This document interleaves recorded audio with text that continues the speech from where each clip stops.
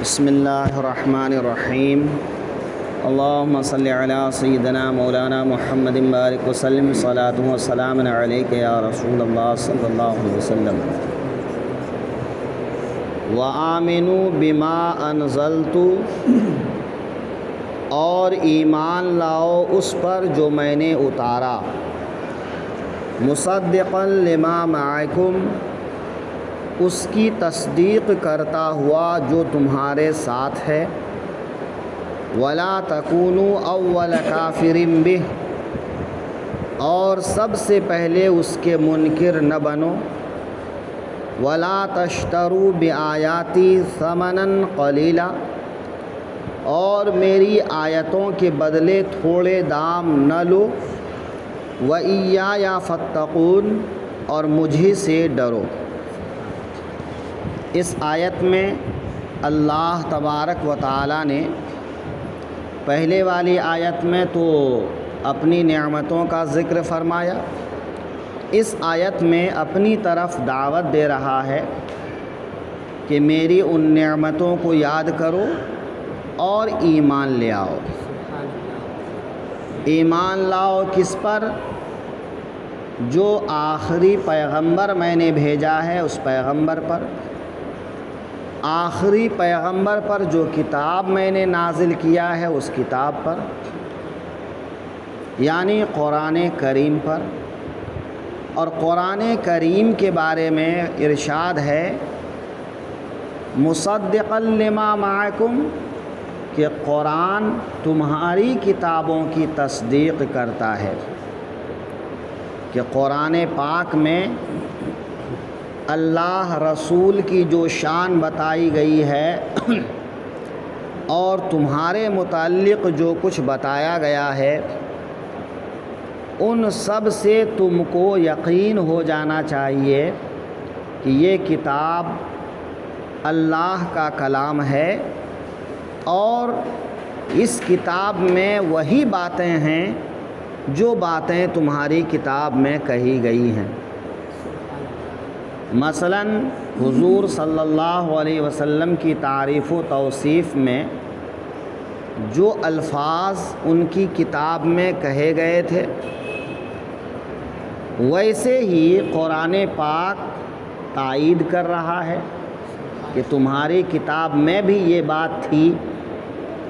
اللہ کی جو صفات ان کی کتاب میں بیان کیا ہے، ویسے ہی قرآن تائید کر رہا ہے کہ تمہاری کتاب میں بھی اللہ تعالیٰ کے بارے میں یہ بات موجود ہے، تو تم اپنی کتابوں کو پڑھتے ہو، سمجھتے ہو، یعنی وہ کتاب جو تمہارے پیغمبر پر نازل ہوئی تھی، توریت، زبور، انجیل، کہ اس زمانے میں زیادہ کر توریت اور انجیل کے ماننے والے تھے، لیکن پہلے جتنی بھی کتابیں نازل ہوئی تھیں ان تمام کتابوں کی تصدیق قرآن کریم کر رہا ہے۔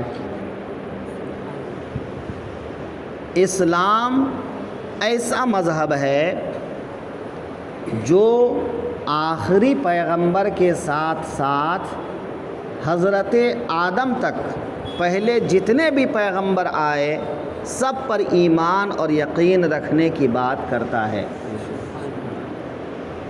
کہ ہم پر کیا لازم ہے؟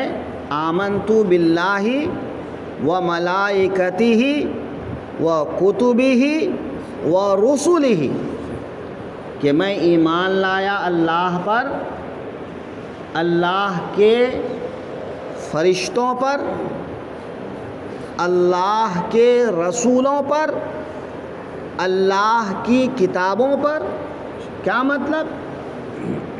کہ جو کتابیں پہلے نازل ہو چکی، حضرت آدم سے لے کے حضرت عیسیٰ تک، جو رسول پہلے آ چکے حضرت آدم سے لے کے حضرت عیسیٰ تک، جن کا نام قرآن و حدیث میں بتایا گیا، ہم ان کو نام سے جانتے پہچانتے ہیں۔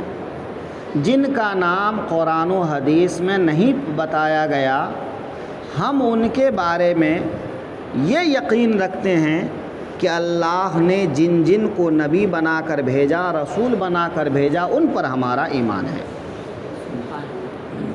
کتابیں، جن جن نبیوں پر صحیفے اور کتابیں نازل ہوئی،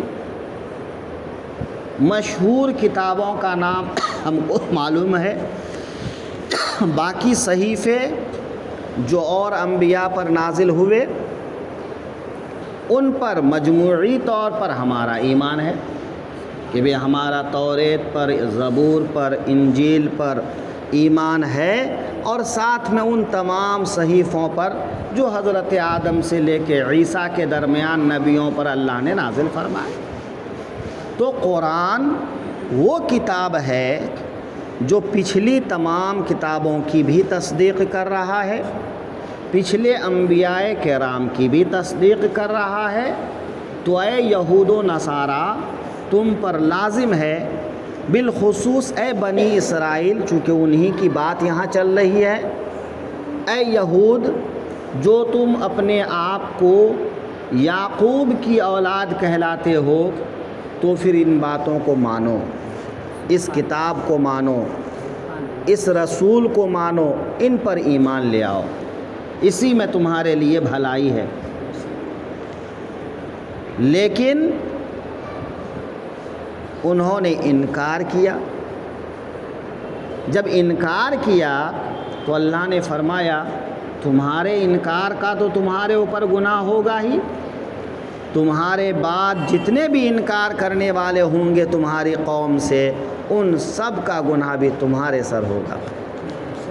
چونکہ قاعدہ یہ ہے کہ جو کسی نیکی کی طرف دعوت دیتا ہے اس نیکی کا ثواب اس کو اس وقت بھی ملتا ہے، آئندہ جتنے لوگ اس نیکی کو کرتے ہیں ان سب کا ثواب بھی پہلے والے شخص کو ملتا ہے، باوجود ہے کہ ان میں سے کسی کی نیکی کا ثواب کم نہیں ہوتا، ان کو ان کے حصے کا ثواب ملتا ہے۔ لیکن اللہ فرماتا ہے کہ جو اچھا کام ایجاد کرے گا اس ایجاد کرنے والے کو بھی اس کا اجر ملتا رہے گا۔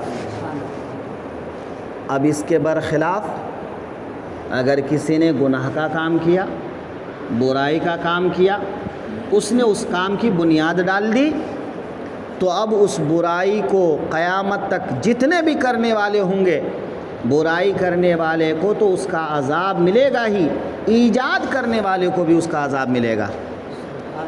جیسا کہ آدم علیہ السلام کے ایک بیٹے نے دوسرے بیٹے کو قتل کیا، تو اب دنیا میں جہاں بھی ظلماً کسی کا قتل ہوگا، ہر قتل کا گناہ اس کے سر پہ جائے گا، ہر قتل کا گناہ اس کے سر پہ بھی ہوگا، چونکہ قتل اس نے جاری کیا۔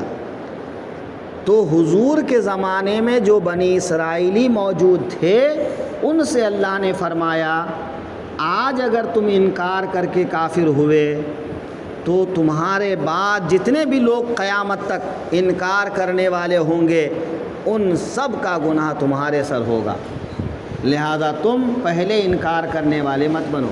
وَلَا تَكُونُ أَوَّلَ كَافِرٍ بِهِ، کہ اس قرآن، اس نبی کا کفر کرنے والے تم پہلے لوگ مت بنو۔ لیکن ان میں سے جن کو اللہ نے توفیق دی وہ ایمان لے آئے، اور جو ایمان نہیں لے آئے تو آج تک ان کے پیروکار چلے آ رہے ہیں، نہیں مان رہے ہیں، نہیں ایمان لے آ رہے ہیں، ہے نا۔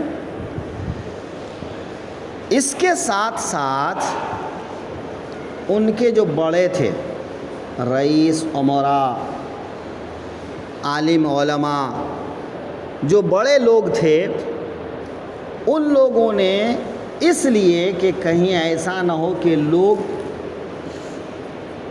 ہماری کتابوں میں جو اس پیغمبر اور اس کے دین کے بارے میں، اس کی کتاب کے بارے میں آیا ہے وہ پڑھ لیں، وہ سمجھ جائیں، اور پھر اسلام اور مسلمان پر ایمان لے آ کر، اسلام پر ایمان لا کر، قرآن پر ایمان لا کر، رسول پر ایمان لا کر مسلمان بن جائیں۔ تو اس طرح جو ہماری دکانداری چل رہی ہے وہ دکانداری بند ہو جائے گی۔ تو اپنی دکانداری بند ہونے کے ڈر سے انہوں نے کیا کر دیا؟ اب اس کو بدلنا چالو کر دیا۔ جہاں جہاں بھی اللہ کے حبیب کی صفت بیان کیا تھا، تعریف بیان کیا تھا، ان تعریفوں کو بدلنا شروع کر دیا، مٹانا شروع کر دیا، چھپانا شروع کر دیا۔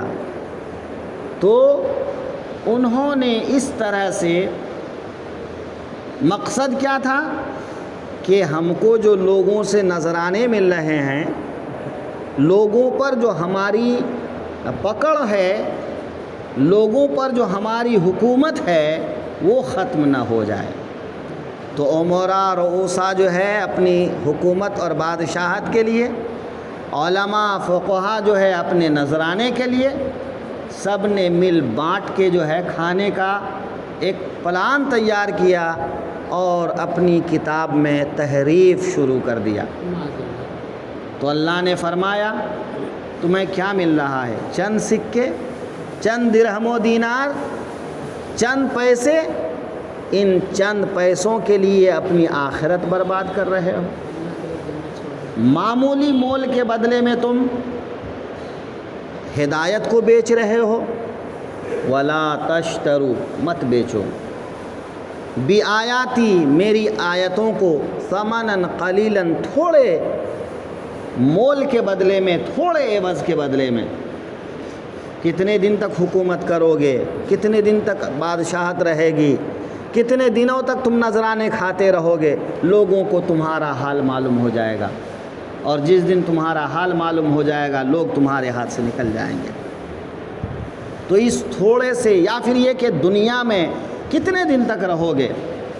دنیا کی زندگی کے لیے آخرت تباہ مت کرو، دائمی زندگی کو برباد مت کرو۔ تو ولا تشترو بآیاتی ثمنا قلیلا، معمولی داموں کے بدلے میں میری آیتوں کو مت بیچو۔ وإیایا فاتقون، اور مجھے سے ڈرو۔ تم کہتے ہو کہ ہم خدا کو مانتے ہیں، اگر مانتے ہو تو ڈرو۔ اس طرح سے گھپلے مت کرو کہ تم جو ہے زبان سے کہہ رہے ہو ہم اللہ کو مانتے ہیں، اور اللہ جو حکم دے رہا ہے کہ جب میرا محبوب دنیا میں آ جائے تو اب کسی پر کسی کے لیے جائز نہیں کہ اب وہ کسی اور دین پر ایمان رکھے۔ سب پر لازم ہے کہ اب وہ اسلام قبول کر لے، مسلمان بن جائے، میرے محبوب کا غلام بن جائے، قرآن کا ماننے والا بن جائے۔ تو اب کسی کے لیے بھی اجازت نہیں ہے کہ وہ کسی اور دین کا دعوے دار رہے، پیروکار رہے۔ لازم ہے کہ تم مسلمان بن جاؤ۔ پہلے تو تم بہت کہتے تھے جب وہ آخری پیغمبر آئیں گے تو ہم ان پر ایمان لائیں گے، لیکن اب جب وہ آ چکے تو انکار کر رہے ہو۔ وإیایا فاتقون، تو مجھی سے ڈرو، خوف کرو میرا، ڈر کرو میرا، کہ تم اس طرح سے دوہرا معیار اختیار کر کے، منافقت اختیار کر کے اپنے آپ کو خسارے میں ڈال رہے ہو، اپنے آپ کو ہلاکت میں ڈال رہے ہو۔ ہلاکت میں مت ڈالو۔ وإیایا فاتقون، اور مجھے سے ڈرو۔